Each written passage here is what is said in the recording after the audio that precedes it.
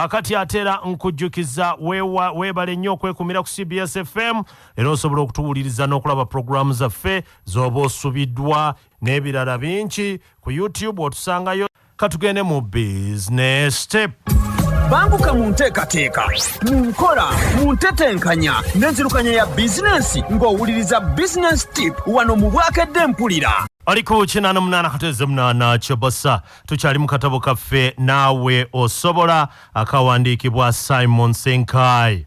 Tukyali ku nsonga Naawe Osobola okugezesa n'okwolesebwa. Nasanyuse nnyo kubanga abantu abawerako omulamwa guno gwabakutte omugamba okwolesebwa. Olwaleero tutunula ki? Luli twatunulira okutunula, nduga nti okutunula n'okulaba byanjawulo. Okutunula bwe busobozi okulaba ebintu nga bwe biri. Buli muntu asobola okutunula, kyokka ate si buli atunula nti alaba. Okutunula kikolebwa amaaso ag'ensi gano ge tulina, era bangi abatunula nga tebasobola kulaba. Si lwakuba balina obulemu bw'amaaso, naye lwakuba tebalina kwolesebwa okusobola okulaba bye batunuulira bazuule ebisungawo ku ebyo bye balaba. Eno y'emu ku nsonga lwaki n'emikisa emingi gituyitako kubanga gyekweka nnyo mu kukaluubirizibwa. Ate okulaba oba okwolesebwa luli kubadde kutunula. Atuga nti okwolesebwa buno bwe busobozi okulaba ebintu nga bwe biyinza okuba. Nga bwe tugambye buli muntu asobola okutunula era n'okulaba ekintu nga bwe kiri, naye bameka abasobola okulaba ekintu si nga bwe kiri naye nga bwe kyalibadde. Okulaba ekintu nga bwe kyalibadde kitegeeza omuntu ava mu kutunula obutunuzi n'alaba ate n'afuna n'okwolesebwa engeri empya ekintu gye kiyinza okubaamu. Ekyokulabirako ekyabavuga bodaboda e Kampala.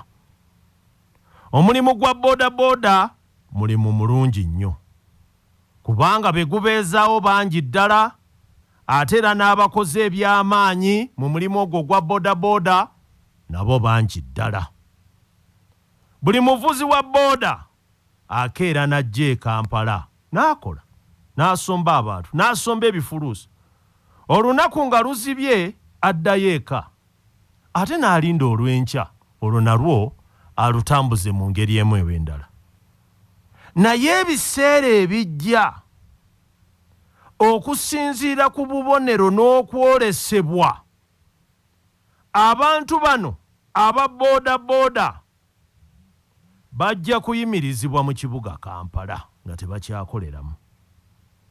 Kaakano omuntu alina okwolesebwa yalibadde asobola okulengera okusukka ku kyalaba kati n'amanya kiki ekiyinza okubaawo. Olwo n'asobola okweteekateeka obulungi.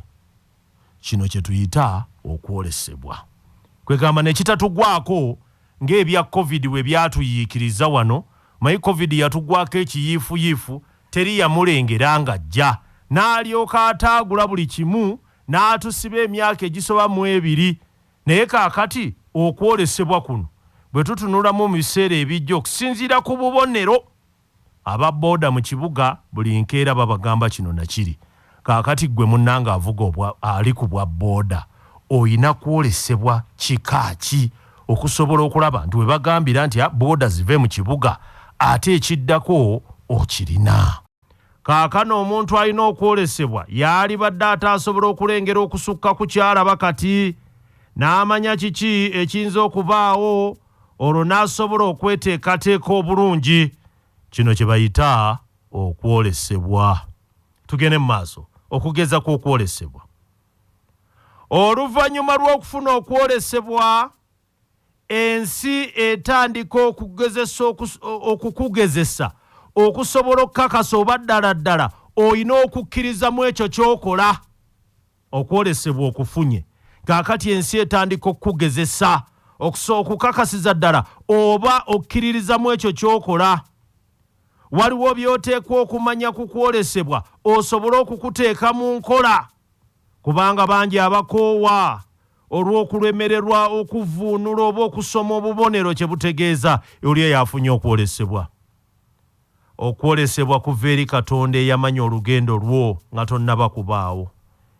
Era okwolesebwa kw'ofunye bwe kuba nga kuva eri Katonda ogenda kuyita mu kugezesebwa kungi ddala. Oteekwa okutegeera nti okusoomooza kwonna kitundu ku bulamu bwaffe.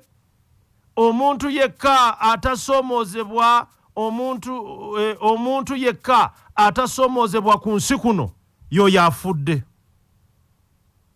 Kale okwolesebwako bwe kuba nga kwa ddala okusoomooza tekubaawo.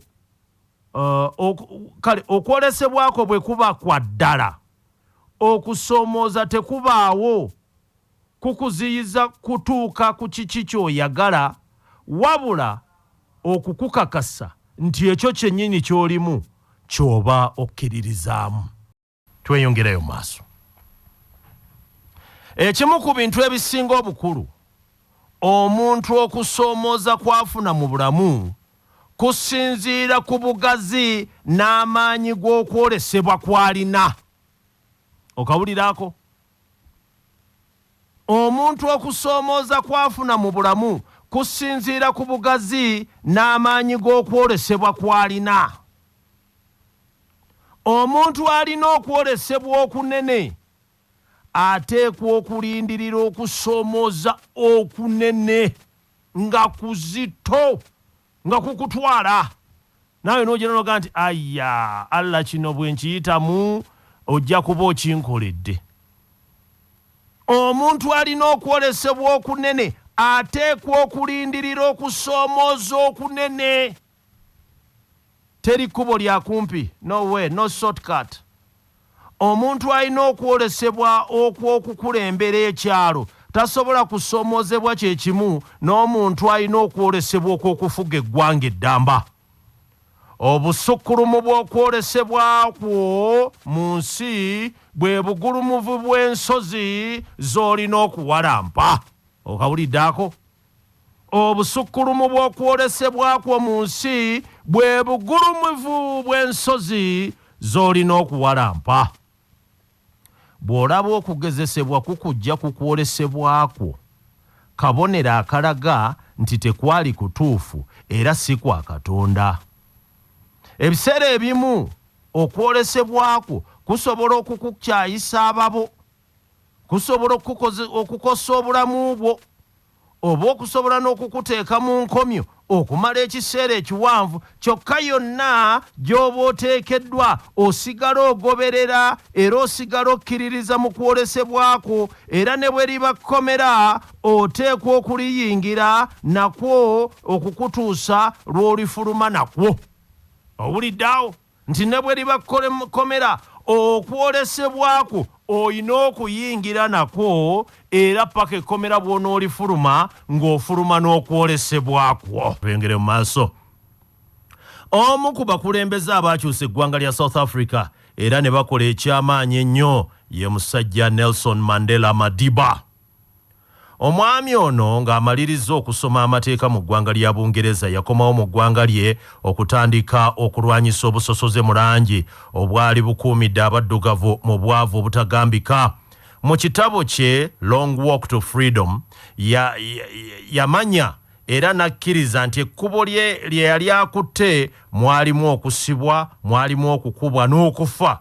Kyokka agamba nti ogwo gwe gwali omuwendo gwe yalina okuwaayo olw'okwolesebwa kwe.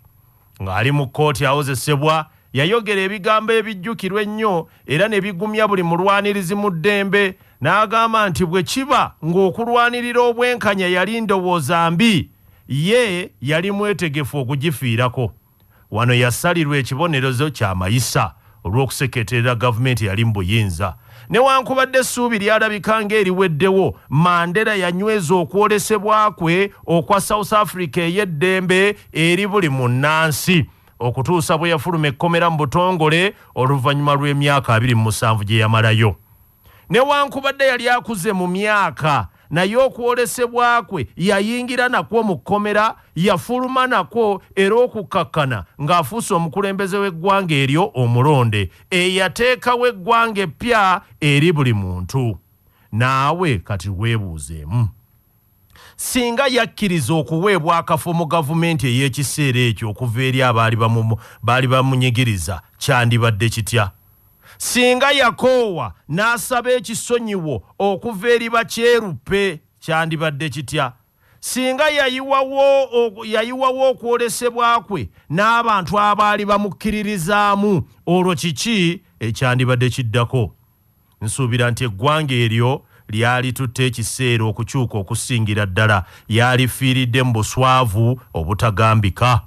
Okusoomooza ne bwe kujjira omuntu alina okwolesebwa okuva eri Katonda, asigala atambula kubanga tatunuulira by'ayitamu. Amaaso agakuumira ku nkomerero ey'okwolesebwa kwe. Katukomaawo olwaleero. Banguka mu nteekateeka, mu nkola, mu ntetenkanya n'enzirukanya ya bizinensi ng'owuliriza Business Tip wano mu Bwakedde Mpulira.